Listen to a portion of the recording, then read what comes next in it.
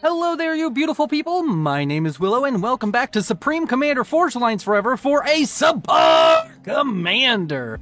On the map Adaptive Sandy Valley, it is a 4v4 team matchmaker game with the blue team in the northwest and the red team in the southeast. Let's go ahead and get into introducing our players, starting with the purple Cybran going first. Land by the name of Sam Sight, and very fitting for the air player. Gonna build a bunch of Sams probably. As we move on to the east for his blue Seraphim ally going first land, his name is Peachaman.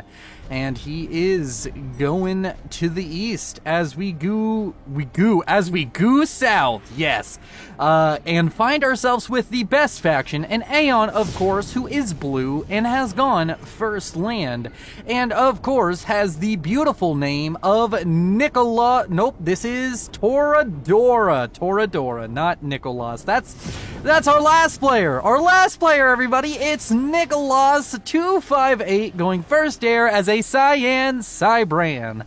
And that is all of our players for Team 1 introduced. The travesty that is me introducing players continues with Team 2 as we move on to the orange UEF going first air by the name of Scrobic. And he is the air player as we move to the west for a beautifully awesome maroon Aeon going first land.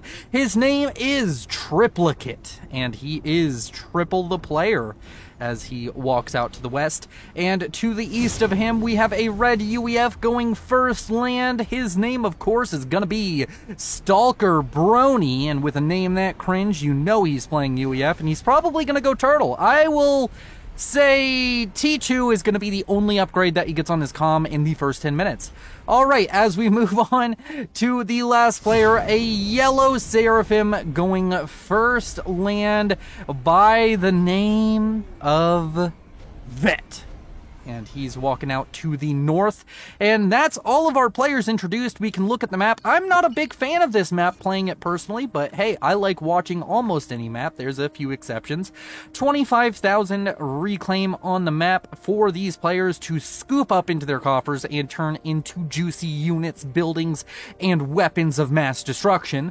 We have a few scouts flying around the map currently. No real kind of lab aggression coming out from these players, but we do have T1 bombers coming out from Vet and from Sam Sight respectively.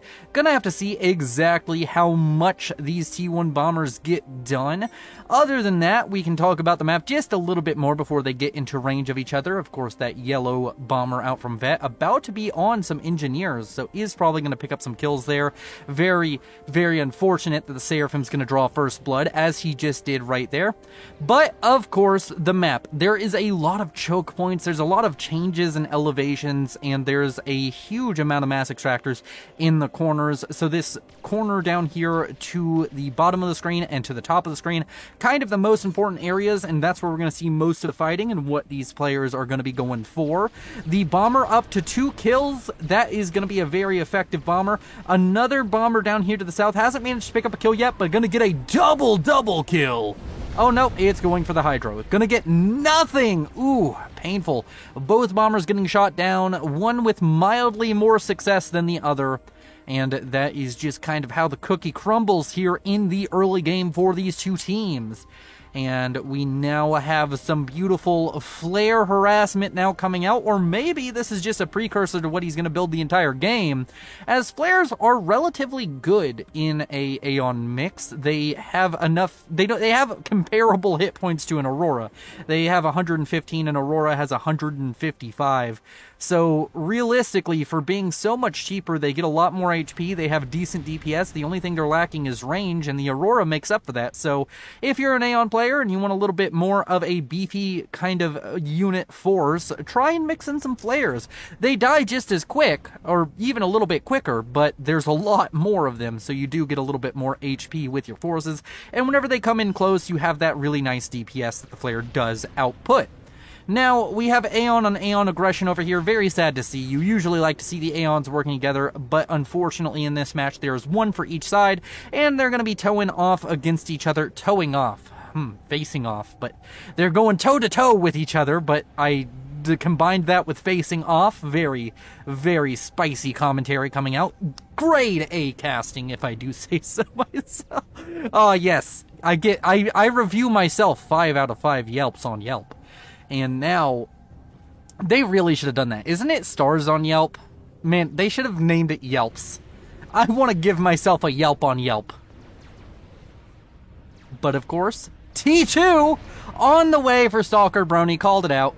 Called it out. I haven't watched this replay close enough to know what he went for, actually. This wasn't like me using, oh, it's a replay, so I can just look at it and then make some funny joke at the beginning. No, I didn't legitimately know that. I just saw Stalker Brony and UEF, and I was like, oh, look, T2 is incoming. Because cringe names and UEF turtles go alike, just like, it's like peanut butter and jelly, man. Nicholas coming down with his commander. He's about to encounter some units out from Triplicate. Up to the north, we have a few Selins being killed off by Vet. Seraphim on Fit Seraphim action. The best action in the game, because no matter who wins or loses, everybody's a winner, because Seraphim units are dying. It's my favorite matchup in the game, because I get to watch Seraphim units go exploding. And I don't have to watch any Aeon ones explode like we're seeing right here. Poor, poor little Aurora going down to the evil Cyberncom there. Of course, it's part of the game, and I'm sure this Cyberncom won't be too effective once the Triplicate gets out here and maybe builds up a Chrono upgrade. I don't think he's actually going to, but I'm trying to call another good shot here. T2 now on the way for Triplicate. He's going to have his own kind of advanced building options. May even see some turtling out from him.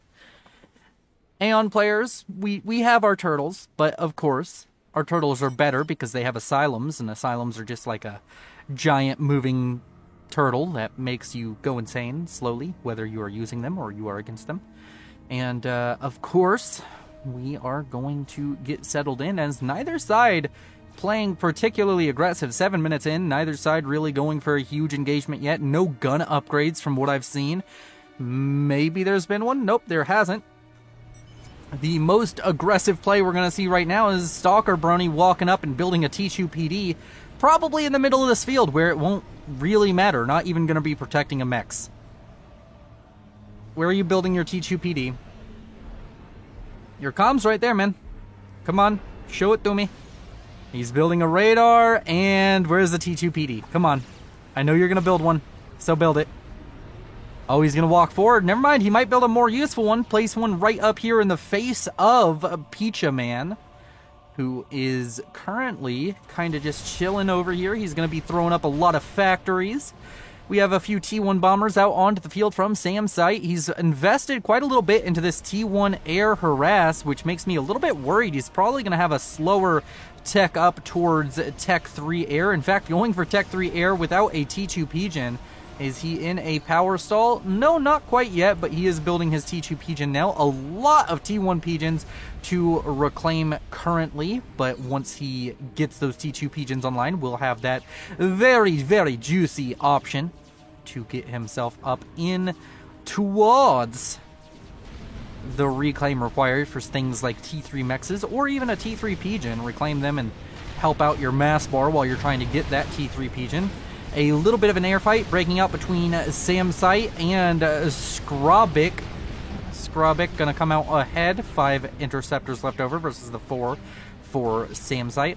And T2PD is now being thrown up on, or near, I guess, the front lines. I guess they are on the front lines. They're built and they're immediately firing on towards the power generators up here built in the front for Pecha Man, who is currently working on his own upgrade. He's going for gun speed and range. Gun speed and range finished up for Nicholas down here on the southern side.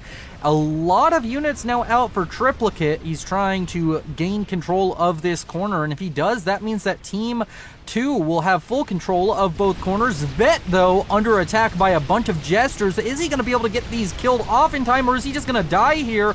He's trying to walk away. He has a bunch of mobile AA. He has some interceptors out now from Stalker Brony trying to save him. Stalker Brony is currently trying his best, but unfortunately these Jesters may just grab a very early kill. 4 Jesters remaining. That's a lot of mobile anti-air. Gonna bring him down to 30 HP. Oh, he just barely gets away. What a heart. Oh no, more Jesters are coming in and it's gonna take a little while. That's only 100 HP to chew through. 135. Oh, it's going up. Is he gonna be able to survive? One of the Jesters goes down. Oh, are they focusing the comm? Down to 170 HP. Gonna have to run away from that one, but a strong breeze will kill that commander right now, so needs to be careful. As Triplicate starting to push on the southern side. The T2 PD up here to the north, trying to deal with Peachaman's gun upgrade. The repair coming out from Stalker Brony. He has enough mass to out-repair the damage being put out by this commander. Unfortunately, though, he's going to have to rebuild that PD. I think he might be pushed off this site. He just doesn't have the units to compete over here. He has some units showing up in the background now. He's going to be rebuilding another T2 PD. Peachaman going dangerously low on HP, down to 4,700. Needs to start walking away if Stalker Brony is going to continue to commit to this. Of course, with his own units now showing up, he probably could commit to this. Going to be building another Triad right here, and his units come up, clear out most of the forces right over here. So as long as these Triads continue to get the chance to fire on towards that commander, Pecha could be in a little bit of danger, but Stalker Brony going to have to fall back a little bit as some units down from the south, mainly some Blazes out from Toradora, going to show up to really ruin his day, and Peachaman has successfully defended, and more importantly has managed to gain a huge reclaim field. 5,000 reclaim, even if we get some of that natural reclaim out. 4,700 reclaim, a decent share there for him to suck up into his coffers, and he has a lot of engineers right here to do so with. Would love to see him get his economy really up and roaring, and that's really going to be a big loss for Stalker Brony and all of Team 2 in general, as reclaim fields extremely important in Supreme Commander Forged in Lights Forever. If you ever want to improve, just start hitting Control-Shift. That's the key on default to see all of the reclaim on the map, and you can get advanced reclaim info, which is going to allow you to see specifically how much reclaim is around with this little mod right here, where you see it right there, and it will tell you where you should be looking to get the most reclaim. And it also makes some of these numbers bigger and different colors, like these 400s are for like 412. That one is yellow. It goes from green starting out all the way to red in a scale, and I think over like 2,000 to 3,000 it's red entirely. And that really helps to bring out some contrast and make you focus on the biggest little bits of reclaim for you to suck into your coffers and make you strong. Just like milk, if you want to grow big and strong, you gotta eat your reclaim. Or, I guess, drink it. It feels like drinking. The animation of reclaim feels more like drinking than eating to me, okay? It's like a slurpy motion. Ooh, slurping it up. Oh, slurp that reclaim. Slurp it good. As over here to the south, we have a huge and dangerous attack now coming out from Toradora. Needs to be careful, though. Needs these asylums to really protect those Blazes. Got to be careful here.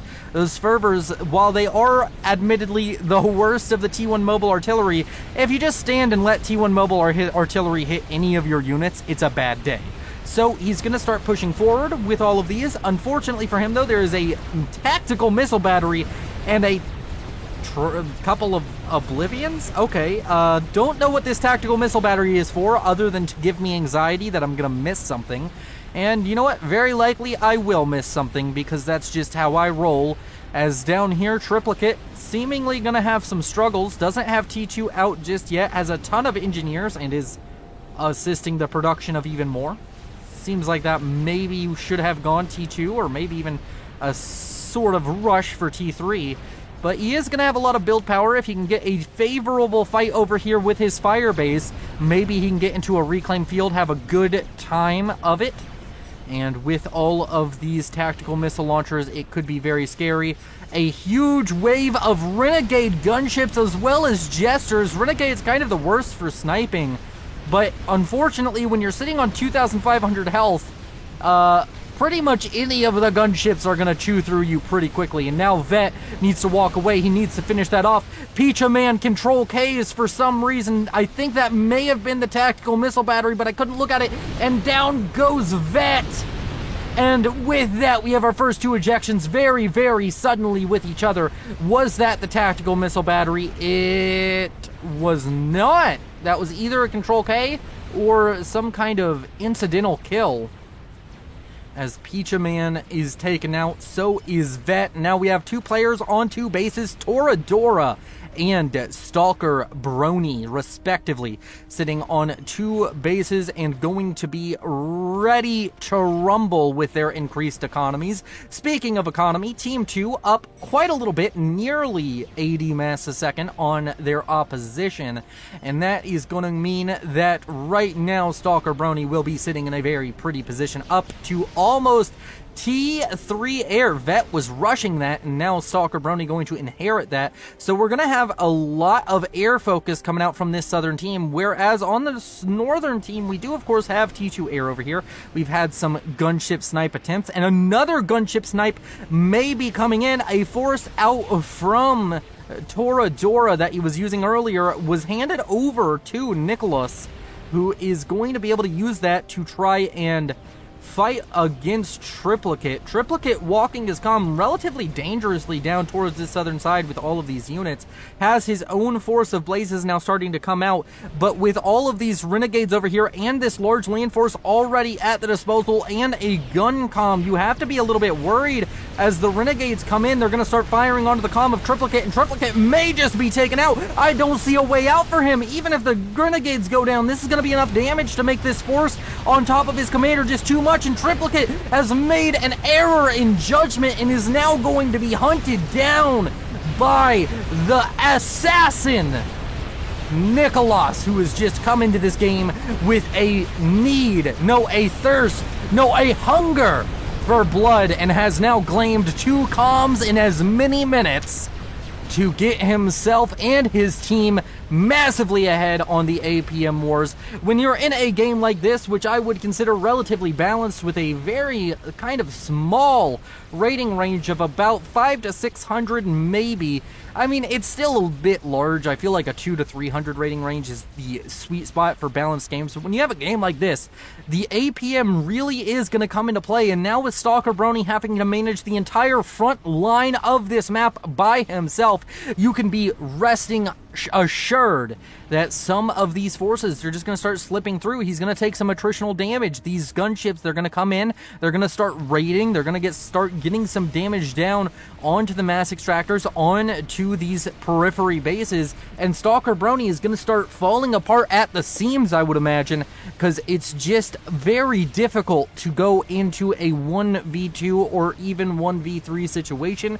He's not quite in it right now. He does have his air player, Scrubik, who is going to, of course, be a great force for helping his team. He is doing relatively well at being at T3 air. He's not too far behind the likes of Sam Sight. And over here to the north, we have ourselves some Ilshivas that are assaulting this position of Stalker Brony, and he just doesn't really have a great answer. He has a ton of T1 units, and he's about to have a T3 land HQ. If he can manage to protect that T3 land HQ, get out some Othams really quickly, and just shut down this Ilshiva aggression, that will be good for him, but he has to follow through. He has to make that happen, and we'll have to see. As down towards the south, a bit of aggression now coming out, a bunch of renegade gunships coming into the main base. That's not going to be too effective. In fact, that was probably more likely a mass dump than anything. And down here, or up here to the north, the Ilshivas not deciding to commit to the fight there. I guess there are only 4 of them, and they do eventually die to Thoms. But the veterancy getting onto these Ilshivas is going to be very, very nice for them, and going to allow them to regenerate up a little bit, and this force needs to be addressed by Stalker Brony. Stalker Brony still sitting in the middle with his comm, probably the safest point on the map for him at the moment. 2 shields, a bunch of triads, even some flak to boot. Not a horrible little setup he has going for himself. Does need to be careful that he doesn't get caught out, though, as leaving his team in a 1v4 situation would be quite unfortunate. And the constant renegade spam continuing to be a nuisance now for Team 2. Shield now on the way for Stalker Brony. going to invest in keeping that comm alive just a little bit longer in any kind of unsavory situation. And maybe even get a little bit aggressive with that commander as these Ilshivas just continue to wreak havoc. Some of them getting low on health. One of them up to 3 veterancy. That's 9 HP a second. That is almost as much as a commander gets off the boot. And they only have 3,000 HP, so that's going to significantly heal those up.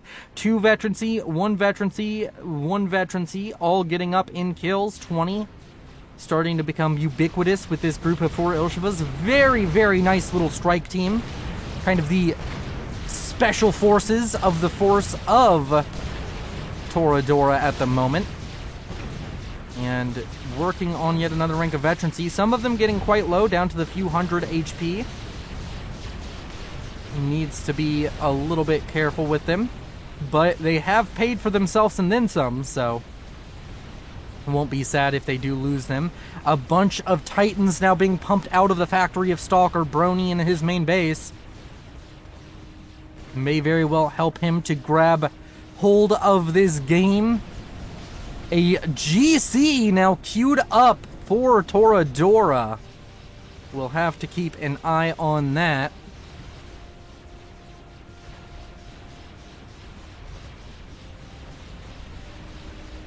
As the Ilshivas continue their reign of terror, another T2 mech going down.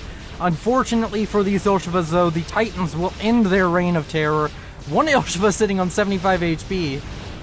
Oh, very unfortunate. Getting stuck on that cliff, in fact, is what has happened there. The other 2 Ilshivas running down here. The veterancy does not increase their damage output, and the Titans are going to take advantage of just having so much more HP.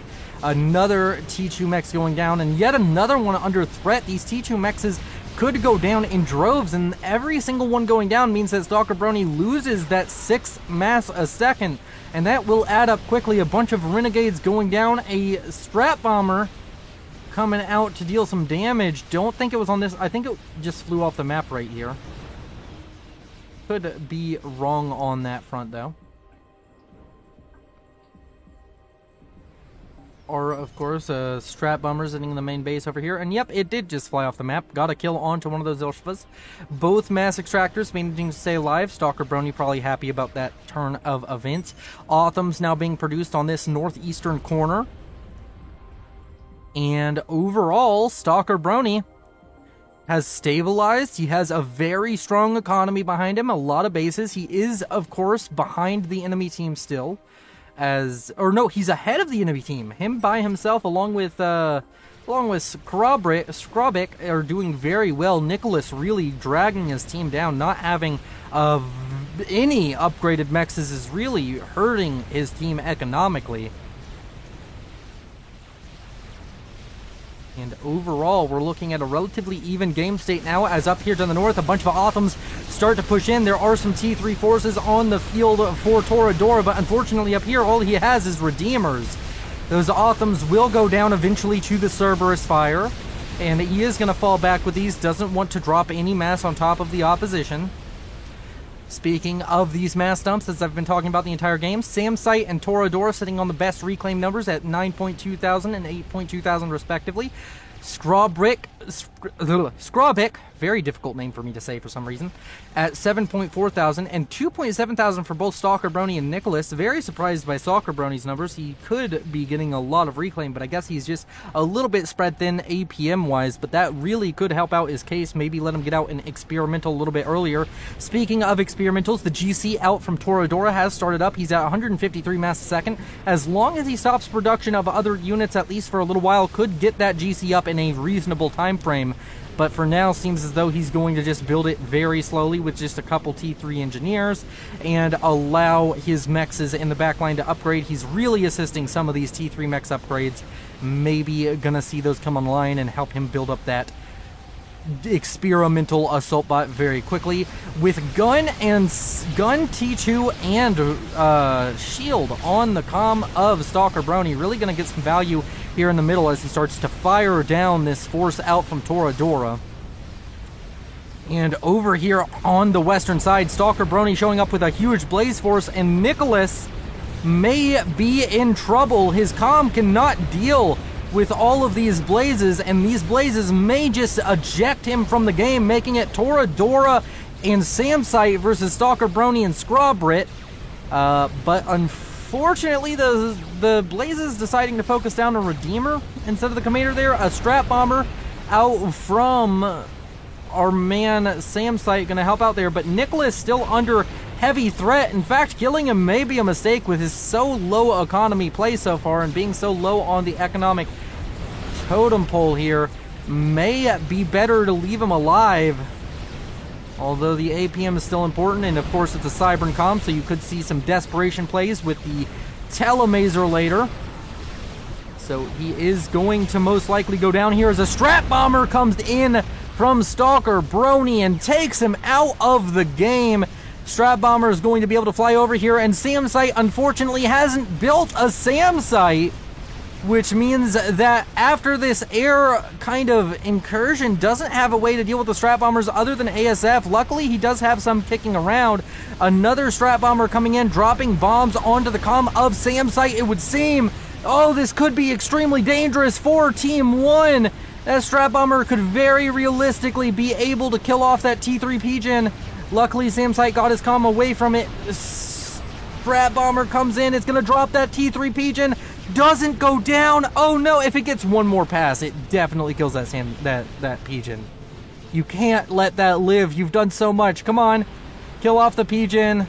He does have a reclaim order on it, so it may be okay. But no, the reclaim order fails because the Strat Bomber does enough damage to burst it. The reclaim order only works if you're able to get the last bit of damage with reclaim, from what I understand. I could be wrong on that. But unfortunately, that's going to cripple the Air Force for our man Samsite.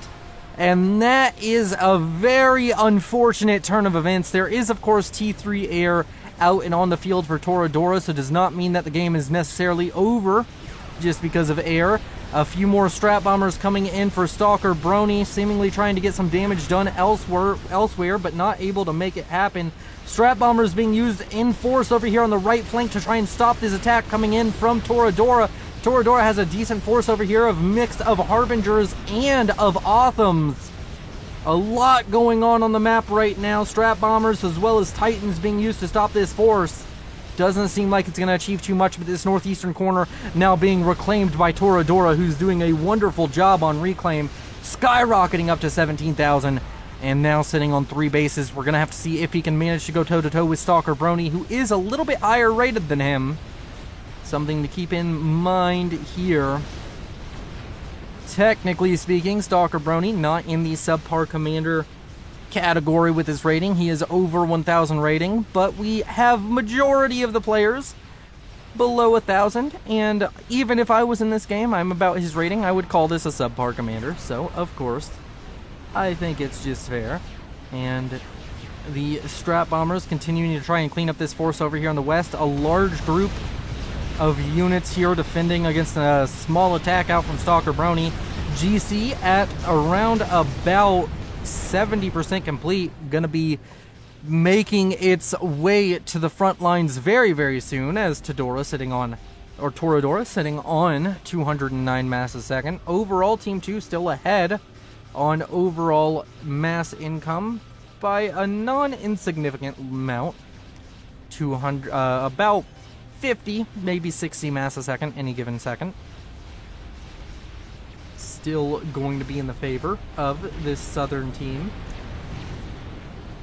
A chicken now being spammed out by Stalker Brony. He has just a little bit more economy than Toradora, and this thing is getting thrown together so quickly. 24%, 25, 26, 27, 28, 29.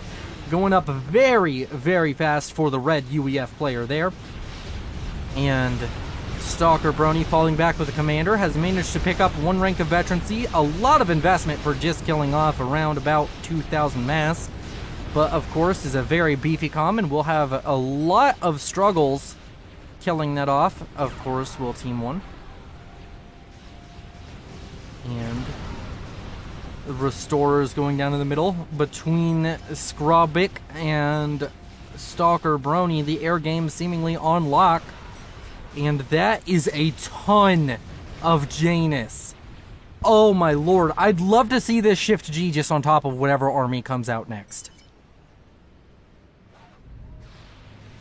And that is crazy. Not greatest unit for a snipe. It will eventually kill off comms, but comms can move out of the damage over time, which I feel is the majority of the damage the Janus can do. So it is going to be significant. 3 tactical missile launches coming out over here. Going to land on mechs? Yes, a mechs. Okay. A little bit overkill. That was a T2 mechs, I'm pretty sure. But hey, no reclaim value. Another 3 missiles being launched and taking out another T2 mechs, getting rid of all of the reclaim. So I guess there's that value, but very expensive to kill off a T2 mechs. And this Sonata at 5 kills, getting a lot of value out of those. GC done, as well as Chicken. Chicken can go ahead and walk to the front. A decent T3 army showing up for both sides. Unfortunately, though, for Stalker Brony, he's just sitting on less T3 units right now. The Janus, though, could be a huge decider here. Especially if Shift G'd on this force right now, it makes this fight incredibly one-sided. Where are the Janus going, though? They are also going to be flying over all of this in mid. Are they going to drop bombs on all of this? They're going to try and deal damage onto the GC. Is that going to be enough to deal significant damage to the GC? It is. About 20,000 HP down in a single hit. And now all of the Janus are coming in towards the base. What is this going for? Is it going for the air grid, or is it going for... It's going for the commander of SamSite, but that's just going to be a huge waste if these were just used on the GC. Would have achieved a lot more as the ASF come in, and only about 4 or 5 Janus are ever going to be able to drop onto the commander of SamSite. That was an ill-fated snipe attempt and would have been much better used on just focusing down this GC, who is now walking forward alone. That could be significant.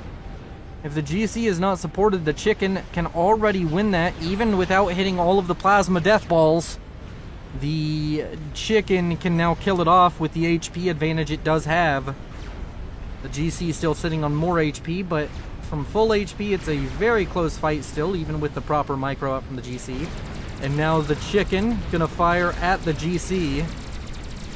The standard micro for the Chicken is to try and get as close as possible to the GC, so that even if you lose it, the GC will almost assuredly go down. That shield coming in, giving 10,000 HP buffer there, really gonna help out the GC, and the GC gonna be able to kill off that Chicken. Will it be able to escape, though, is the question. And is there another GC on the way? No, there is not currently another GC on the way.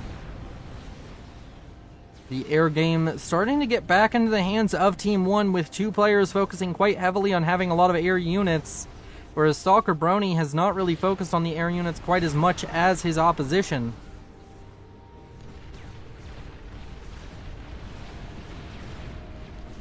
Currently, we sit in a bit of a crossroads.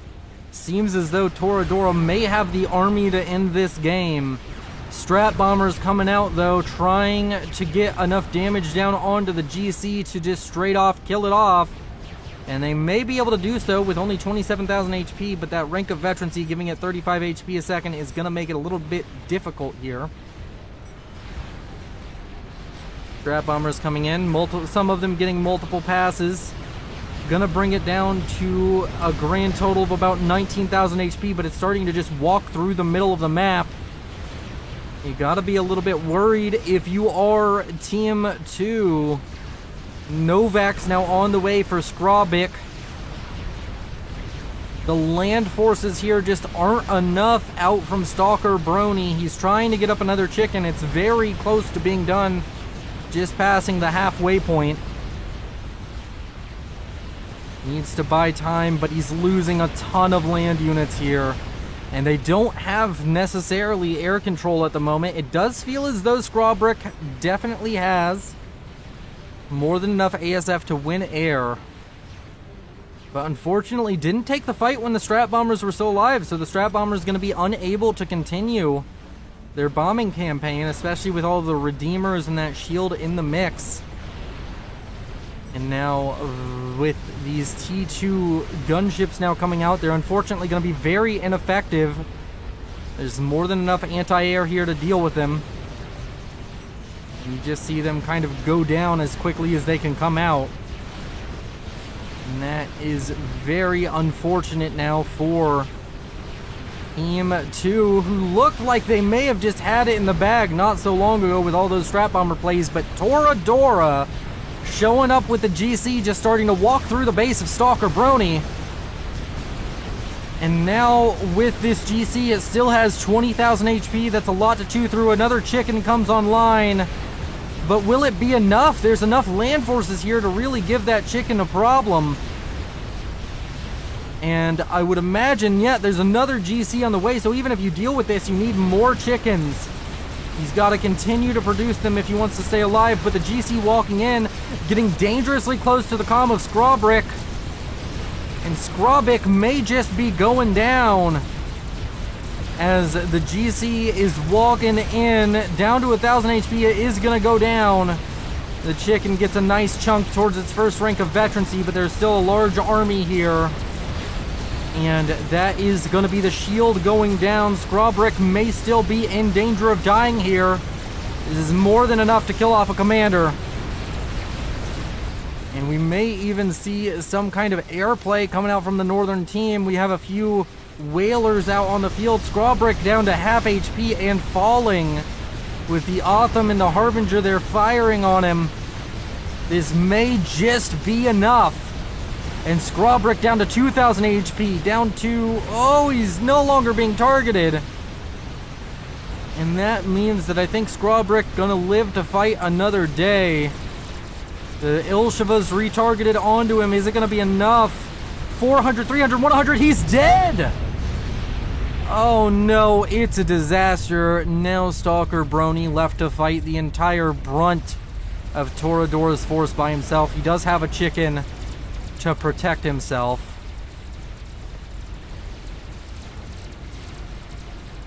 But unfortunately that may not be enough. Gonna need more chickens. And he's gonna need them quick. As the other side of the map is angry and very blue and it's running at him.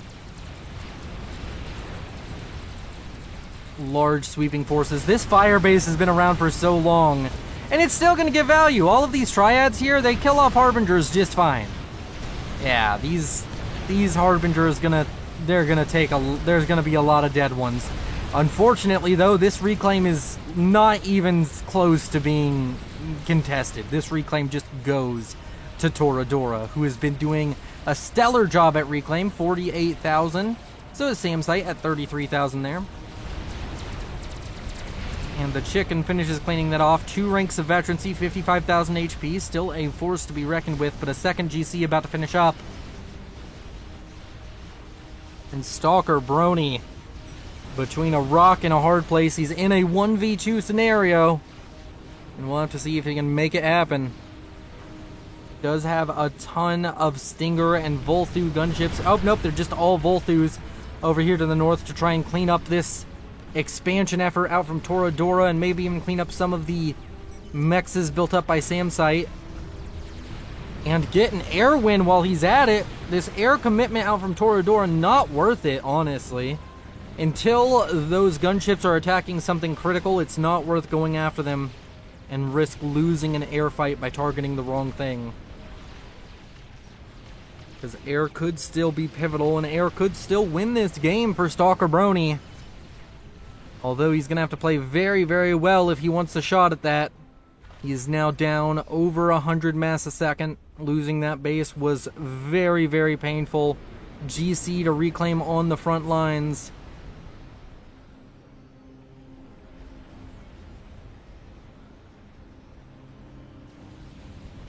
And another one on the way, as well as a chicken, honestly.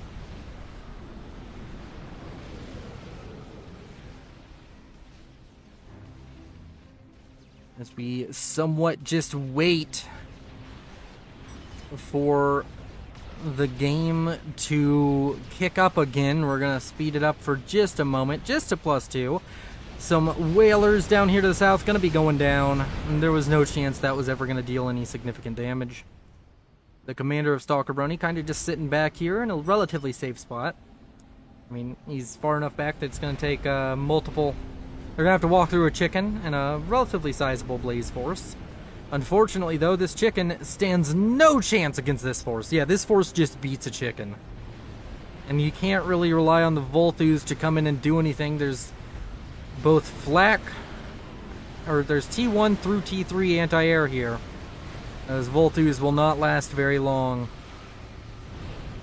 Bit of a scout coming in. Nuke online now for SAM site. Is there an anti-nuke built anywhere? Not currently seeing one. So it would seem that Stalker Brony gonna have to go for a snipe if he wants any chance of surviving too long into this game. Gonna need to snipe at least that nuke launcher. Chicken falls back to the safety of a T2 shield, but that may not be enough. Is there another chicken on the way? No, there is, but it's not gonna be done nearly in time. Maybe the plasma, or the ion storm, I should say, can buy him enough time for the next chicken to complete. He's throwing everything in the kitchen sink at production for it. Needs to get up an Air Force solution as well, and he's working on it. Strat bombers coming out. But is he spreading his mass too thin? Does have 300 mass a second, which is going to be very significant. This GC going to be taking a lot of damage to strat bombers, and a huge air fight bound to occur very, very soon.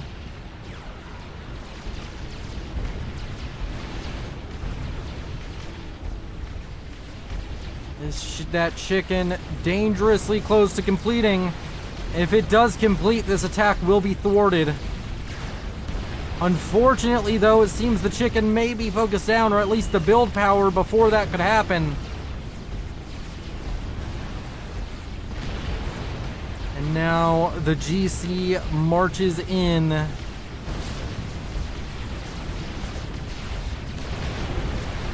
And kills off the chicken before it can complete, or is near to it. Those T3 engineers going down. The chicken just needs the ribbon cut on construction. And unfortunately, it won't finish in time. There's some more T3 engineers that could be thrown onto it, but it's going to survive. It's going to be completed with no HP.